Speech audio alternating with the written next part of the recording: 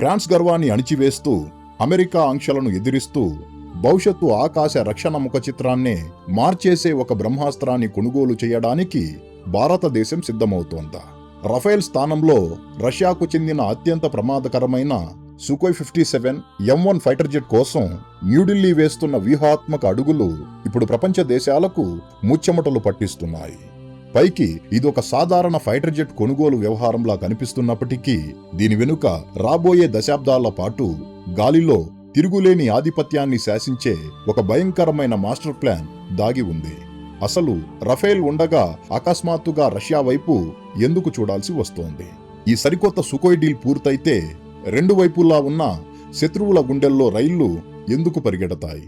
కేవలం ఆయుధాల కొనుగోలుకే పరిమితం కాకుండా భారతదేశం వేస్తున్న ఈ గేమ్ చేంజర్ ఎత్తుగడల గురించి వివరంగా ఈ వీడియోలో తెలుసుకుందాం. కానీ ముందుకు వెళ్ళబోయే ముందు దయచేసి ఈ వీడియోను లైక్ చేయండి. అలాగే మన ఛానల్ను సబ్స్క్రైబ్ చేసుకోండి. ఎందుకంటే ఇది మీకు కేవలం ఒక సెకను పనే, కానీ మాకు మాత్రం ఇది ఎంతో పెద్ద సహాయం అవుతుంది.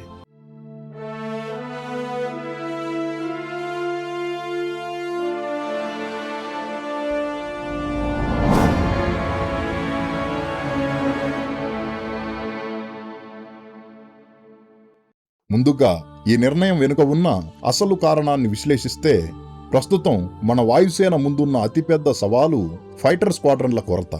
ఒకవైపు ఏమాత్రం నమ్మడానికి వీల్లేని చైనా, మరోవైపు నిరంతరం కయ్యానికి కాలు దువ్వే దాయాది పాకిస్తాన్.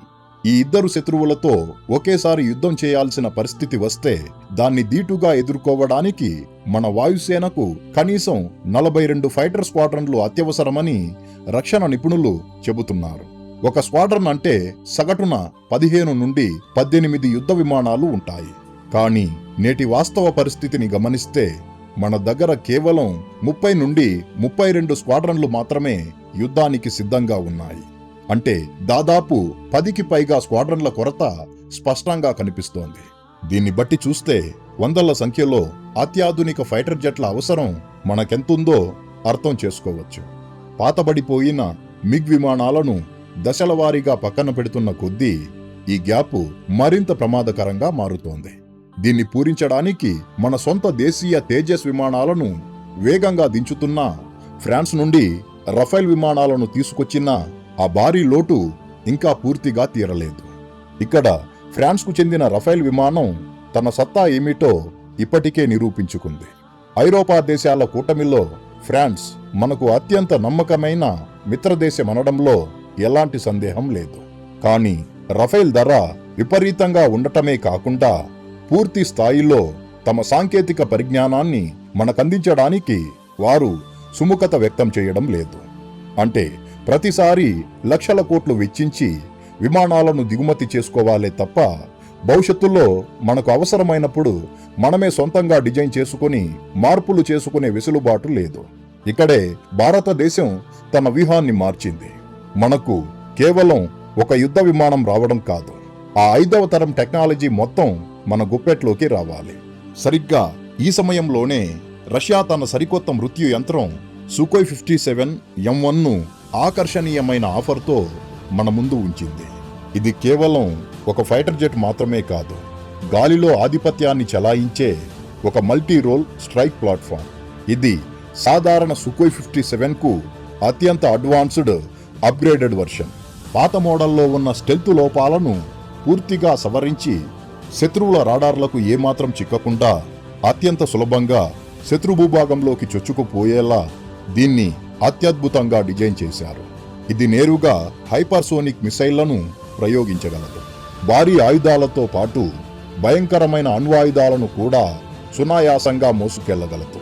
ఇందులో అమర్చిన సరికొత్త ఇంజన్ వల్ల దీని థ్రస్టు మరియు ఇంధన సామర్థ్యం అసాధారణంగా ఉంటాయి. ఈ సరికొత్త ఇంజిన్ వల్ల విమానం బరువు మోసే సామర్థ్యంతో పాటు అత్యంత వేగంగా గమ్యస్థానాన్ని చేరుకునే వెసులుబాటు కలుగుతుంది. అన్నిటికంటే ముఖ్యంగా దీని కాక్పిట్ పూర్తిగా ఆర్టిఫిషియల్ ఇంటెలిజెన్స్ సిస్టంతో పనిచేస్తుంది. గగనతలంలో శత్రువుల విమానాలు ఎటువైపు నుండి వస్తున్నాయి, వారి కదలికలు ఎలా ఉన్నాయనే రియల్ టైం డేటాను క్షణాల్లో విశ్లేషించి పైలట్కు అత్యంత వేగవంతమైన ఖచ్చితమైన నిర్ణయాలు తీసుకునేలా ఈ టెక్నాలజీ సహాయపడుతుంది. రక్షణ నివేదికల ప్రకారం భారతదేశం దాదాపు 70 నుండి 110 వరకు ఈ అత్యాధునిక విమానాలను కొనుగోలు చేసే యోచనలో ఉంది. ఒక్క విమానం సగటు ధర 80 నుండి $100 బిలియన్ ఉన్నప్పటికీ ఈ మొత్తం డీల్ 6 నుండి $10 బిలియన్ వరకు వెళుతుంది. కానీ ఇక్కడ గేమ్ చేంజర్ డబ్బు కాదు, రష్యా ఇస్తున్న మేక్ ఇన్ ఇండియా ఆఫర్. మొత్తం విమానాల్లో కేవలం 30% మాత్రమే రష్యా నుండి నేరుగా కొనుగోలు చేసి మిగతా 70% విమానాలను పూర్తిగా మన దేశంలోనే తయారు చేసేలా వ్యూహం రచిస్తున్నారు. దీనివల్ల విమానాల డెలివరీ వేగంగా జరగడమే కాకుండా ఆ అద్భుతమైన టెక్నాలజీ మొత్తం మన దేశీయ ఏరోస్పేస్ కంపెనీలకు సొంతమవుతుంది. గతంలో రష్యాతో కలిసి FGFA ప్రాజెక్టు నుండి కొన్ని సాంకేతిక కారణాల వల్ల మనం తప్పుకున్నప్పటికీ ఇప్పుడు ఆ సరికొత్త M1 వర్షన్తో మళ్లీ ఆ దిశగా అత్యంత బలమైన అడుగు పడుతోంది. మన సొంత ప్రాజెక్టు AMCA ద్వారా 5వ తరం ఫైటర్ జెట్టును తయారు చేసుకుంటున్నాం కదా. మరి మళ్ళీ ఈ విదేశీ విమానం ఎందుకు అనే ప్రశ్న రావచ్చు.